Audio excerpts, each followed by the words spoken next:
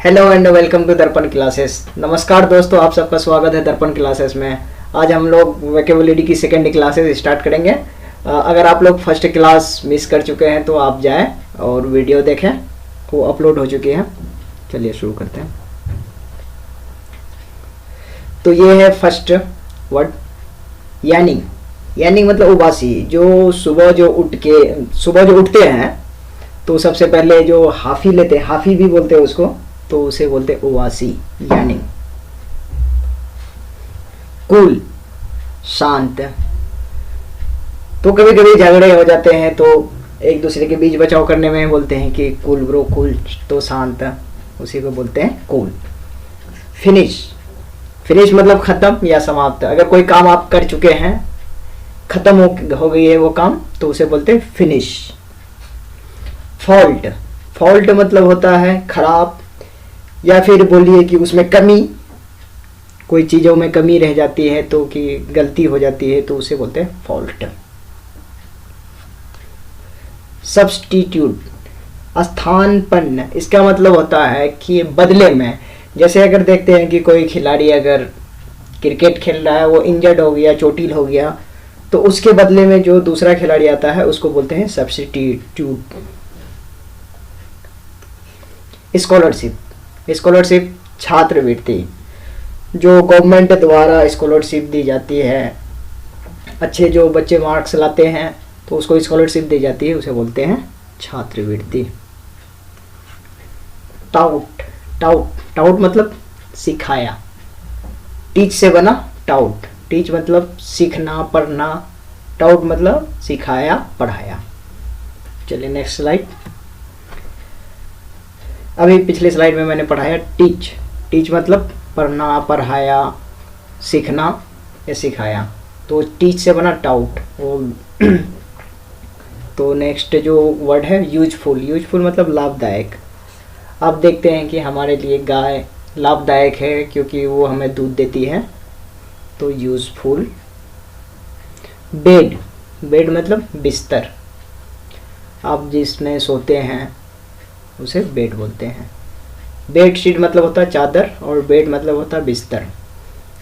Read. Read मतलब पढ़ना। आप कोई किताब पढ़ते हैं, बुक्स वगैरह पढ़ते हैं, तो उसको बोलते हैं रीड। राइट। राइट मतलब लिखना, जो कोई नोटबुक में लिखते हैं बहुत सारी चीज़ें। वुड मतलब लकड़ी।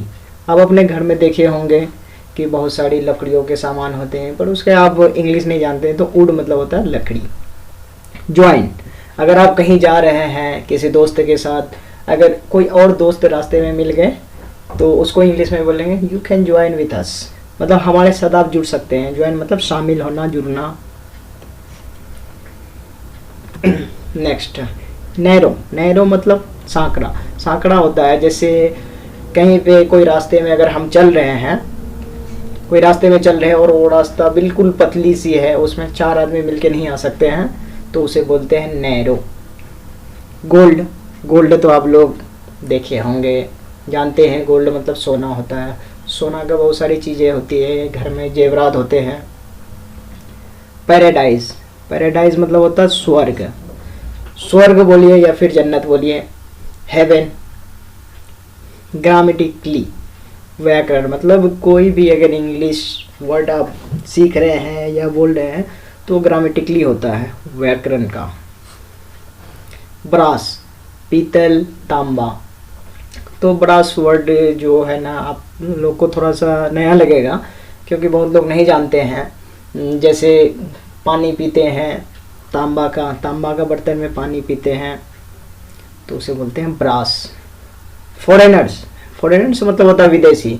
जैसे आप देखते होंगे कहीं भी अगर शहर में जाते होंगे तो हमारे देश से बाहर के भी कोई लोग आते हैं, तो उसे बोलते हैं फॉरेनर्स, विदेशी। मतलब इंडिया से बाहर अगर कोई, इंडिया से बाहर के कोई आते हैं तो उसे फॉरेनर्स बोलते हैं, उसका हिंदी हुआ विदेशी। फेमस। फेमस मतलब होता प्रसिद्ध है। जैसे कोई हीरो हुआ या फिर खिलाड़ी हुआ, बहुत अच्छा क्रिकेट खेला, बहुत नाम कमाया, जैसे विराट कोहली को ले लीजिए, वो फेमस पर्सनालिटी है, मतलब एक मशहूर सेलिब्रिटी बोलिए, प्लेयर बोलिए, तो फेमस मतलब प्रसिद्ध। चलिए नेक्स्ट स्लाइड। लॉस्ट, लॉस्ट मतलब होता है खोना। जैसे आप कहीं मार्केट गए, आपके पैकेट से 10 रुपये गिर गए तो वो आप खो दिए, मतलब लॉस्ट। लॉस्ट मतलब होता है खोना। सुप्रीमेसी, महत्ता, महत्ता मतलब होता है कि जो सुपर होता है, मतलब सबसे ऊपरी कर्म, तो उसे सुप्रीमेसी बोलते हैं। अदर, अदर मतलब दूसरे की ओर, मतलब जो दूसरा है उसे अदर बोलते हैं। ब्रांच, ब्रांच मतलब शाखा। जैसे देखते होंगे कि कोई भी कंपनी है उसके अलग अलग ब्रांचेस होते हैं। जैसे आप बैंक को ही ले लीजिए, जैसे बैंक में एक छोटा बैंक होता है CSP, बहुत सारी इसकी शाखा होती है, तो उसे ब्रांच बोलते हैं। फार्मर, फार्मर मतलब होता है किसान, जो हमारे देश के अन्नदाता हैं उसे फार्मर बोलते हैं। टेल, टेल मतलब पूंछ, जैसे गाय का पूंछ, बछड़े का पूंछ, उसे बोलते हैं टेल। बाउंस, बाउंस मतलब होता है सीमा, और सीमा उसको बोलते हैं जैसे बाउंड्री, बाउंड्री मतलब एक देश के दूसरे देश की जो बाउंड्री, बीच में बाउंड्री होती है उसे बोलते हैं सीमा। तो बाउंड्री से बना बाउंस, तो दोनों मिलके बना bounce, Seema. The ends. Thanks for watching. Subscribe to our channel for more videos.